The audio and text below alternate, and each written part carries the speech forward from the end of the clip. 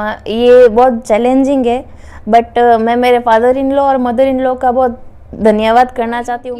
जैसे कि हमने एक कुक हायर किया था, और कुक हायर किया मतलब थोड़े टाइम तक जब तक उनका टेस्ट सबको अच्छा लगने लगा, फिर कुक किया, जैसे 1-2 हज़ार रुपये उसको ज़्यादा देते थे तो कहीं इधर उधर उनका प्रॉब्लम चला।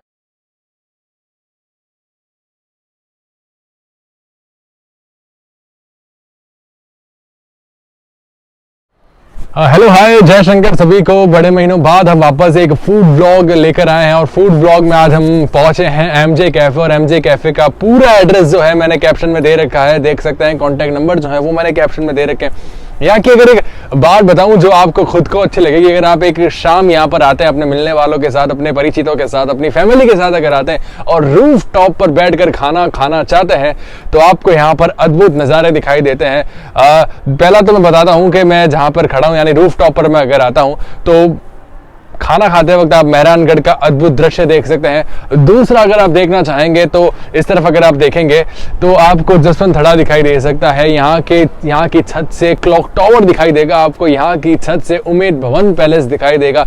लेकिन दूसरी बात यह है कि अगर एक ही छत से इतने सारे नज़ारे यानी जो भी दर्शनीय स्थल हैं जोधपुर के वो दिखाई देते हैं तो बात ही कुछ और होती है। क्योंकि अगर हम अक्सर कहीं कैफे या किसी रेस्टोरेंट में जाते हैं तो हमें सिर्फ और सिर्फ या तो उम्मेद भवन दिखाई देगा या क्लॉक टावर दिखाई देगा या जसवंत थड़ा दिखाई देगा या फिर मेहरानगढ़ फोर्ट दिखाई देगा। लेकिन आप एमजे कैफे की रूफ टॉप पर आते हैं तो आपको ये चारों दर्शनीय स्थल जो है वो दिखाई देते हैं और आपकी जो शाम है परिवार वालों के साथ आप जो बिताने आए हैं वो और ज्यादा खूबसूरत हो जाए। खैर मैंने आपको ये तो बता दिया कि यहाँ के रूफ टॉप से क्या क्या दिखाई देता है, ताकि आपकी शाम जो है अपने परिवार वालों के साथ या अपने चाहने वालों के साथ जो और खूबसूरत हो सकती है वो तो मैंने बता दिया, क्या क्या यहाँ से दिखता है वो बता दिया। लेकिन यहाँ पर खाने के लिए आपको क्या क्या मिलेगा वो भी जानना ज़रूरी है। और दूसरा ये है कि सिर्फ रूफ टॉप पर ही नहीं बैठने की जगह है, बल्कि यहाँ पर नीचे और भी जगह है बैठने के लिए और वहाँ का जो इंटीरियर है वो और ज़्यादा खूबसूरत है। और वहाँ बैठ कर अगर आप खाना खाते हैं वहीं चलते हैं फिर।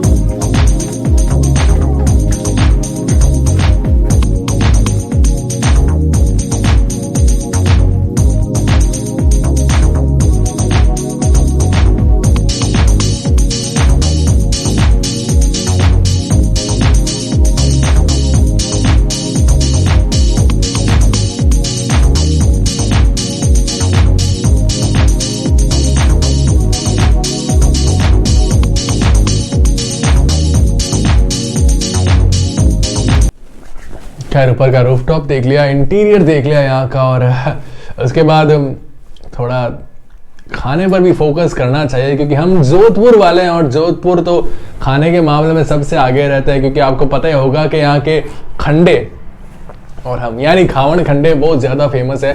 यहाँ पर हमने अभी चाउमीन मंगा रखी है, ड्रैगन पटेटो मंगा रखा है, और भी मेन कोर्स अभी आने वाला है, वो भी हम खाने वाले हैं। और इसके अलावा और भी क्या क्या आइटम्स हैं उनकी भी लिस्ट मैं आखिर में आपके साथ शेयर करूंगा। और यहाँ का जो खाना है वो कैसा है वो टेस्ट करते हैं। टेस्ट करूं देश भाई? सबसे पहले मैं चाउमीन टेस्ट करता हूं, देखने से ही मुंह में पानी आ रहा है। और ये यार ये तरसा रहा है चम्मच भी ना।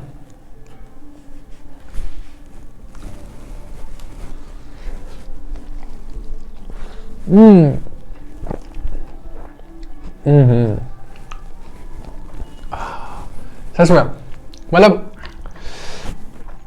खुशबू जितनी अच्छी आ रही थी ना उससे कई ज्यादा अच्छा इसका स्वाद है, बहुत अच्छा लगने वाला है। इतना मैं अकेला खत्म कर नहीं पाऊंगा, जैसे कि हमेशा मेरे साथ देश भाई रहते हैं तो दोनों मिलकर खत्म करने वाले हैं। और ये भी टेस्ट करके बता देता हूँ ये कैसा है ड्रैगन पोटैटो।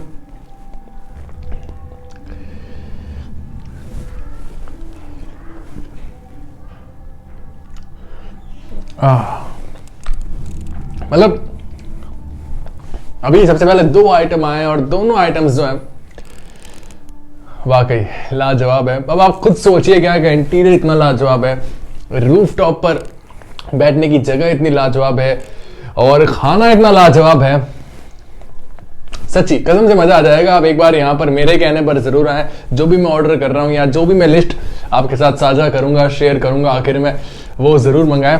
खैर पहले ये खत्म करते हैं और उसके बाद क्या आएगा मेन कोर्स में वो भी मैं आपको इस वीडियो में जरूर बताऊंगा। तो अंत तक जरूर देखें, इस वीडियो को लाइक करें, शेयर करें और यहां पर आना ना भूलें।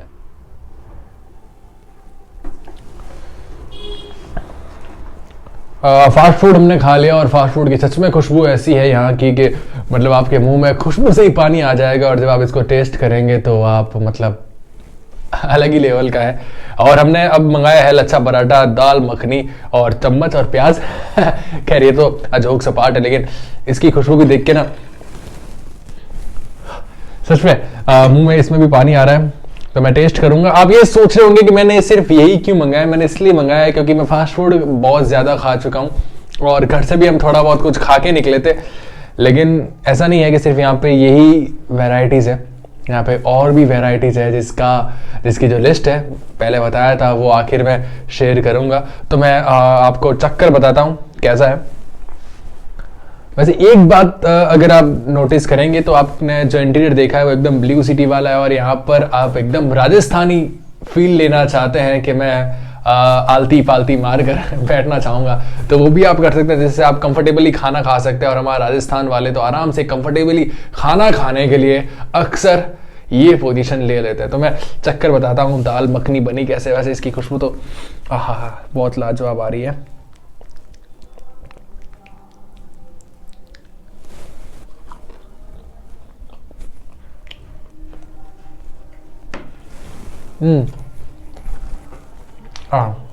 देखो नहीं बोला जाएगा क्योंकि इसका टेस्ट है ही ऐसा।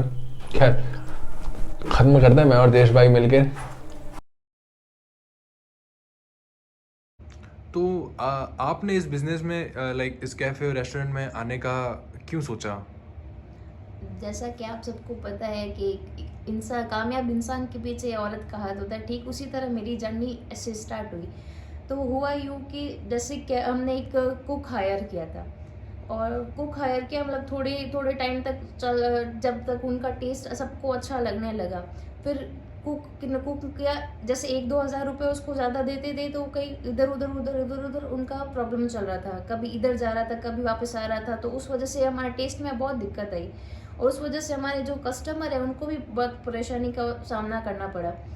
तो फिर इन्होंने मेरे को ये चीज़ बताई कि ऐसी प्रॉब्लम है, कुक बार बार जा रहा है तो अपन इस चीज़ में क्या करें। और जैसे कि मेरे को कुकिंग का बहुत शौक था तो मैंने मेरे father in law and mother in law से मतलब हम पूरे परिवार वालों से हमने बात की इस बारे में कि अब ये चीज़ हो गई, अब इसका कैसे अपन उसका समाधान निकाल सकते हैं। तो उन्होंने बताया कि जैसे तेरे को कुकिंग अच्छी लगती है तो एक बार इसमें आजमा ले, जैसे थोड़ा टेस्ट अच्छा तू बनाती है तो इसमें एक बार तू करके देख ले, मेरे को लगता है तू उसमें कर लेगी। तो मेरे फादर इन लॉ और मदर इन लॉ ने ऐसे सपोर्ट किया, तो मैं थोड़ा, मेरे को लगा कि मैं इस चीज़ में करना चाहती हूँ, मैं कर सकती हूँ एक बार। तो वैसे ही हमने ये स्टार्ट किया, 15 नवंबर को हमने स्टार्ट किया था, आज इसको 1 महीना हो गया। आपकी 1.5 साल की बच्ची भी है, फिर ससुराल भी आपको संभालना होता है, तो ये दोनों जिम्मेदारियां, उसके बाद अगली जिम्मेदारी आपके पास कैफ़े को संभालने की है, तो ये सारी जिम्मेदारियां कैसे मैनेज होती है? ये बहुत चैलेंजिंग है, बट मैं मेरे फादर इन लॉ और मदर इन लॉ का बहुत धन्यवाद करना चाहती हूँ कि उन्होंने मेरे को इस चीज़ के लिए बहुत ज़्यादा सपोर्ट किया है। मेरे फादर इन लॉ मुझसे ज़्यादा ट्रस्ट करते थे कि तू इस चीज़ में कर सकती है, तो उन्होंने मेरे को यहाँ के लिए सजेस्ट किया। और रही बात मेरी बेटी की, तो बेटी अब जैसे 1.5 साल की बच्ची है, तो ऑब्वियस है उनको मम्मा तो चाहिएगी, बट कभी कभी ऐसा होता है कि उसको याद आती है तो वो वीडियो कॉल करती है, वीडियो कॉल ना हो तो वो या मेरे फादर इन लॉ के साथ यहाँ आती है। और कभी कभी ऐसा चैलेंजिंग हो जाता है कि उसका यहाँ आने का होता है और कस्टमर का होता है, बट फिर भी उस चीज़ को पॉजिटिव लेके कि ये भी ज़रूरी है और हमारे लिए कस्टमर भी ज़रूरी है, तो उस चीज़ को लेके हम पॉजिटिव रहते हैं। आखिर में मैं यही कहना चाहूँगा, जैसा कि आपने देखा है हमने बड़े प्यार से ये चीज़ को शुरू किया है, तो हम भी आपका प्यार चाहते हैं। आप ऑन टेबल आकर ज़रूर हमें सपोर्ट करें। धन्यवाद।